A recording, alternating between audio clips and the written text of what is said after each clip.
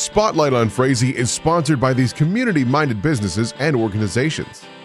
United Community Bank, an independent, family-owned and operated bank committed to empowering customers to achieve their financial goals. Member FDIC.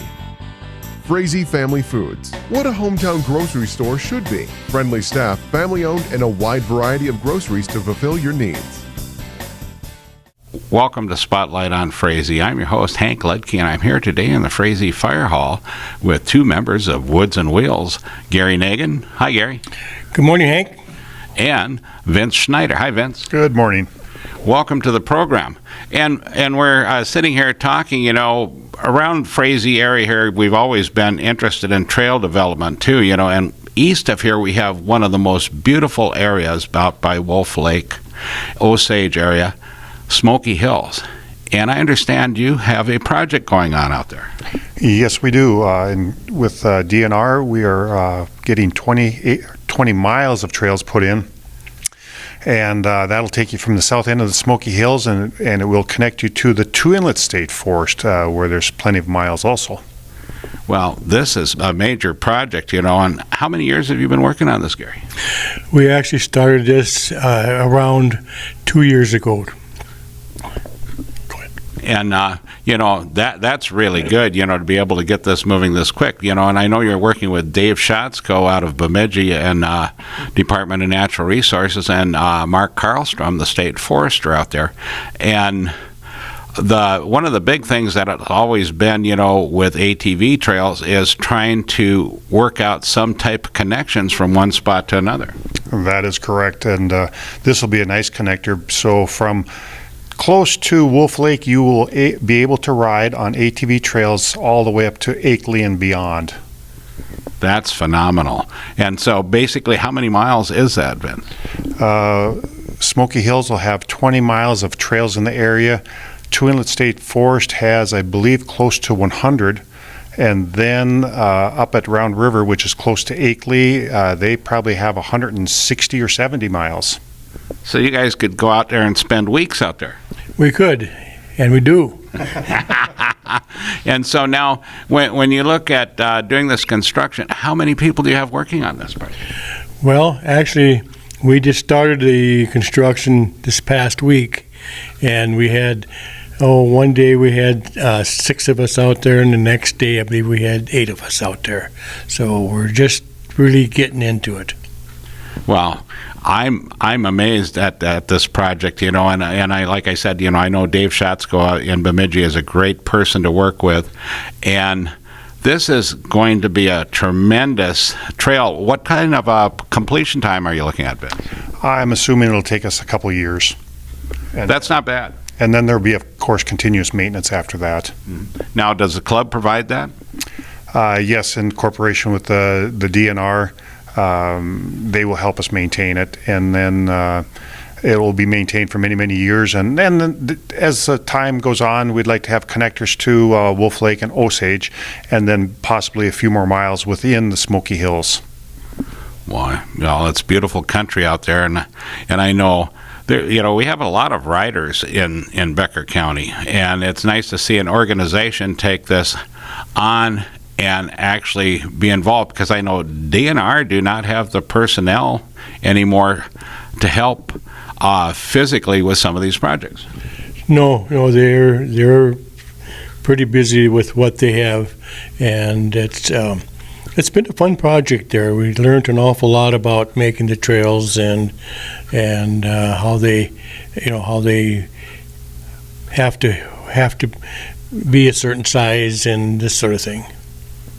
Now, if they want to get a hold of you, if people want to get a hold of you about Woods and Wheels and the ATV trails, how do they do that, Vince?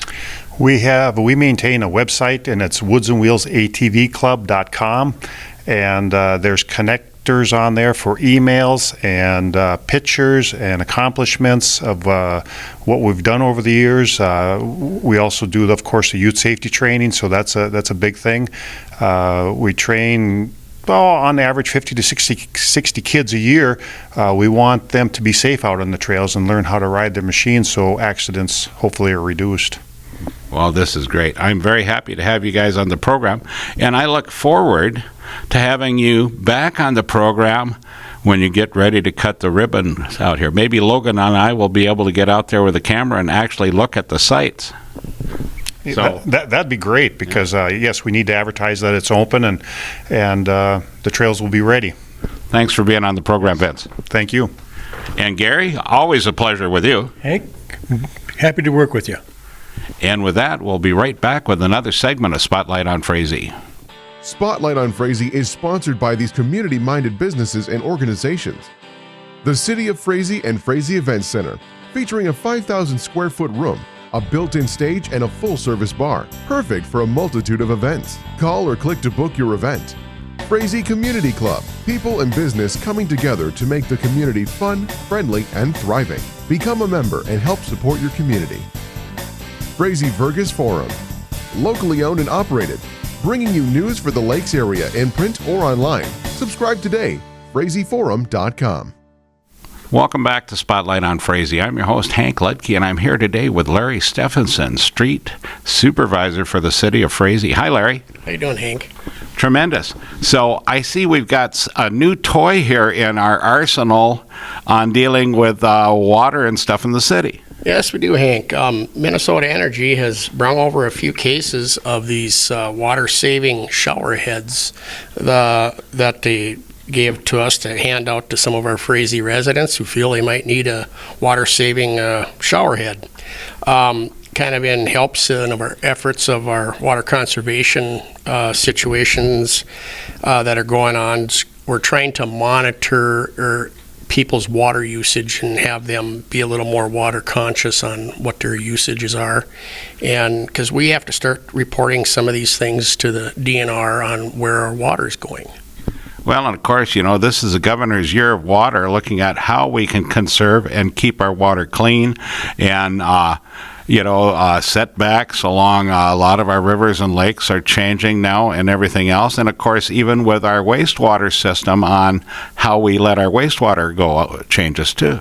Yes, exactly. There's a lot of monitoring and water quality testing before we can discharge that back out onto the ground to soak back into the water system. And there's issues, and that's why you're not supposed to flush your medications down the toilet, because all that is, you can't treat that stuff in wastewater. It could end up back in the groundwater, and we don't want that.